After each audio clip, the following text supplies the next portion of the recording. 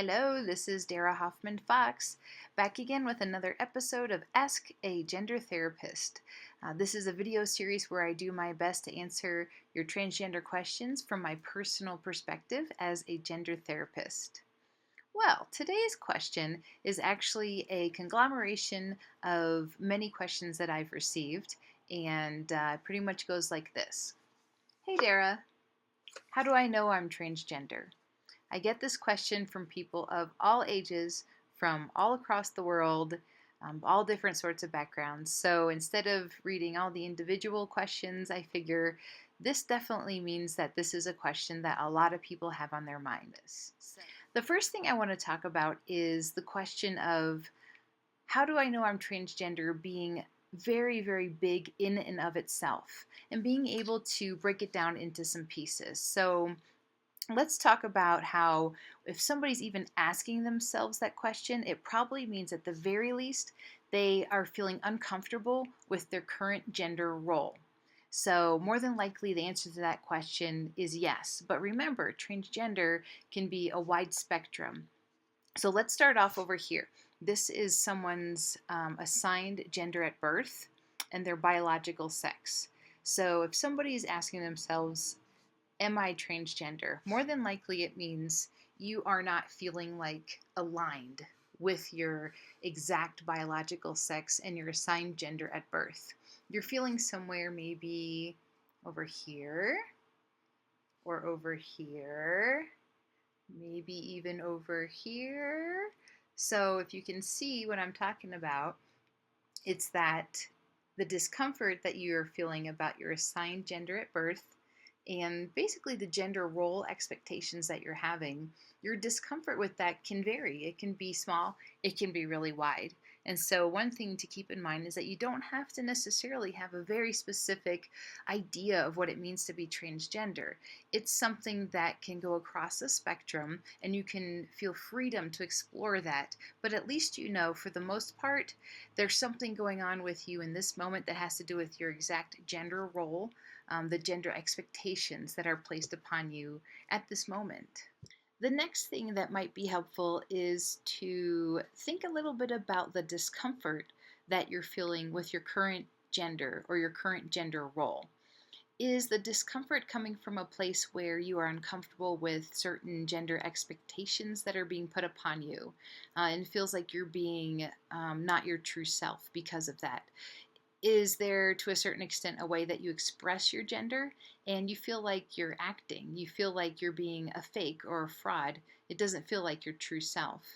Another way to ask yourself a question about your discomfort is how comfortable are you with the gender pronouns that people use for you?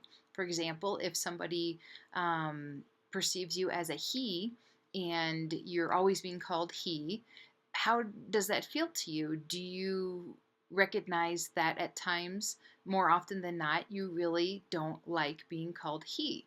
And that's something to take into consideration when it comes to how uncomfortable that makes you. That can also pertain to maybe your name. Maybe you have a very masculine or very feminine name, and for much of your life, it just hasn't fit for you. So that's another question to ask yourself about your discomfort. Go ahead and continue to check in with yourself about your discomfort when it comes to your body. And does it feel like your physical body matches the gender that you can tell you are in your brain? And that's, of course, a huge question to ask yourself, and could take a lot of time and a lot of patience to be able to figure out the answers to all of these questions, actually. But because these questions can be difficult to explore, of course, I am going to suggest that you find someone to talk to out loud about this once you do feel comfortable with somebody. For instance, of course, a gender therapist would be a great person to talk to about this. But if you can find a trusted friend, a trusted family member, even if that's somebody who's on the internet that you can start exploring these questions with, that can really get you a long way. It can be scary to do that at first, because once you start actually talking about it, it makes it more real, but you'll get to your answers a lot more quickly than if you just continue to keep it inside your head. That'll drive you nuts anyway. The next thing I'm going to suggest is that you do your research. One way you can do your research is to read other stories about people who are transgender. This could be on the internet, this can be in books, this could be people you talk to in chat rooms or in support groups. But the more you can hear about different transgender experiences, the more likely you are to be able to connect with one of those and say, aha, that is my story. Therefore, yes, I do feel that I am transgender. This can really go a long way to verbalizing the feelings you're having inside, and you hear somebody else say them out loud and put words to it. It can be a very meaningful experience to finally feel like there's an answer for you. Another way you can do research is doing some reading. A couple suggestions I have for you is to check out Matt Cayley's blog, and that's trinifesto.com. He has been writing this blog for years, and he answers questions from readers. And he has covered the topic of, am I transgender? What kind of transgender person am I? Am I gender fluid? All sorts of articles about that. So all you have to do is go to that blog, and on the right side of the page, there's categories that you can click on to be able to find more information about this. Another suggestion I have is that you check out a book called My Gender Workbook, and it's by Kate Bornstein. This is a favorite of a lot of my clients. I have suggested this book to them, and once they've worked through it, they feel like they have a much stronger idea of what gender is in the first place, as well as their own gender identity. So there's a lot of other resources out there, but those are a couple of my favorite. I think one of the hardest parts about the process of answering the question of whether or not you're transgender is that if the answer is yes, then more likely than not, that means you're having to admit something to yourself and then eventually to others that is a really big deal. It's a life changer, and there are going to be challenges coming up ahead. So, having to take a lot of time to really figure out the answer to that question makes total sense.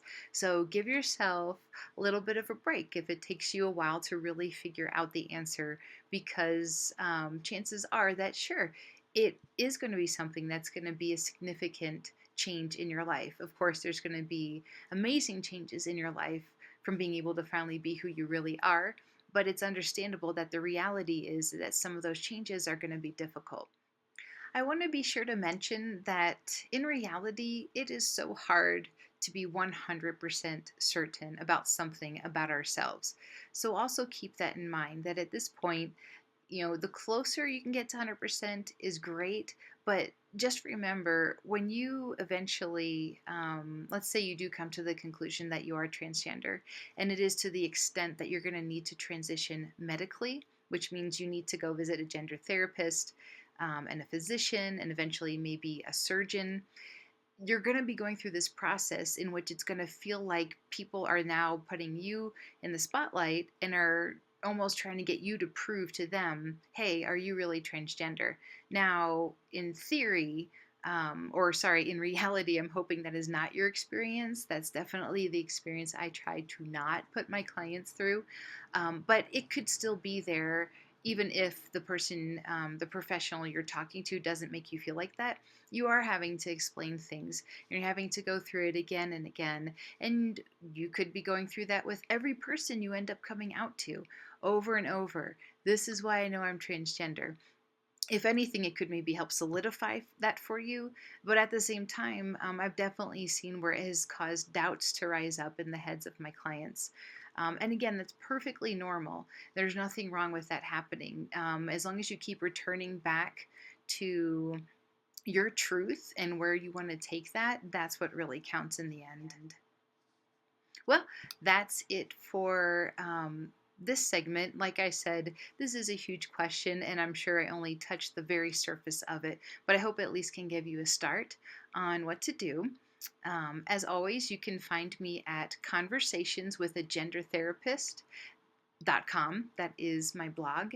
And thank you so much for listening and for watching. And if you have a question for me, I'd be happy to receive it at darahoffmanfox@gmail.com. Take care.